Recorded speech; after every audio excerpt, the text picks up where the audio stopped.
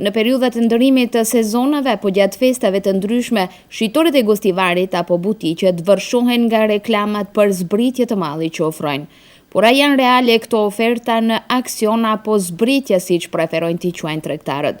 Kontrollet që realizojnë inspektorët e tregut vërtetojnë se zbritjet janë reale. Kjo sidomos ka të bëjë me 2 vitet e fundit ku vërehet një lloj i edukimit të tregtarëve në këtë drejtim.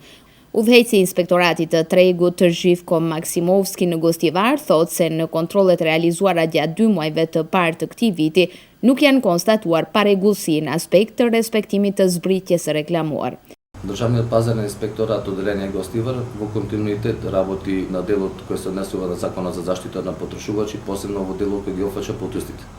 Mund të konstatoj se gjatë 2 viteve të fundit, për dallim nga periudha e mëhershme, tregtarët e respektojnë ligjin për sa u përket zbritjeve. Ne nuk kemi konstatuar reklamim të rrejshëm të çmimeve. Mendoj se tregtarët nuk dëshirojnë të rrezikojnë dhe ta shkelin ligjin për shkak të gjobave të cilat për këtë lloj shkelje janë prej 1.000 deri më 4.000 euro.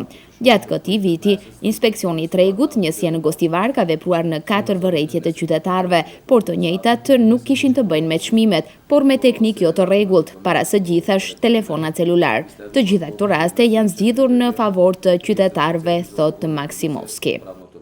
Por qytetarët nuk ndajnë mendim të njëjtë. Ata ankohen se ofertat për zbritje të cilat janë shumë joshse në shikim të parë nuk reflektojnë realitetin brenda dyqaneve, nga se ose bëhet fjalë për një pjesë shumë të vogël të artikujve të cilat kanë pësuar zbritje, ose thjesht zbritjet bëhen pasi paraprakisht pronarët e dyqaneve kanë fryrë çmimet. Sipas tyre, plakatat paralajmëruese për zbritje nuk janë asgjë tjetër pos për të tërhequr blerës. Atëherë për mendimin tim për sa u përket zbritjeve në për lokale që japin apo më thjesht në për këto me veshje, nuk vlen fare, sepse nëse çmimi është 1.200 denar, me 50% zbritje i bie 600 denar, ndërsa ata kanë bën 1.000 denar. Kështu që prej 1.200 1.000 denar nuk vlen 50%. As pak nuk janë reale, për arsye se i njëjti çmim ndoshta mund të jetë 3.000 denar, ai ka shkruar 1.500, a realiteti është çmimi 1.500 denar, kështu që s'ka asnjë të vërtetë aty. Zbritje reale jo nuk ka, janë vetëm për t'i tërheq klientët, pasi që hyn aty çmimet janë njëjta si më herët.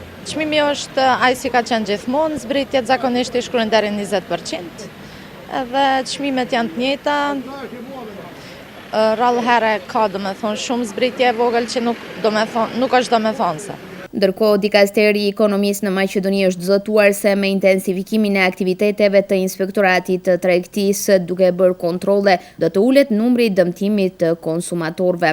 Nga Organizata për Mbrojtjen e Konsumatorëve në Maqedoni thonë se aspekti ligjor që rregullon këtë dukuri me ndryshimet të cilat parashihen në ligjin për mbrojtjen e konsumatorëve duhet të parashihen rregullativa të cilat do të jenë më të qarta dhe do të ngushtojnë në tërësi hapësirën për çdo lloj manipulimi nga ana e bizneseve.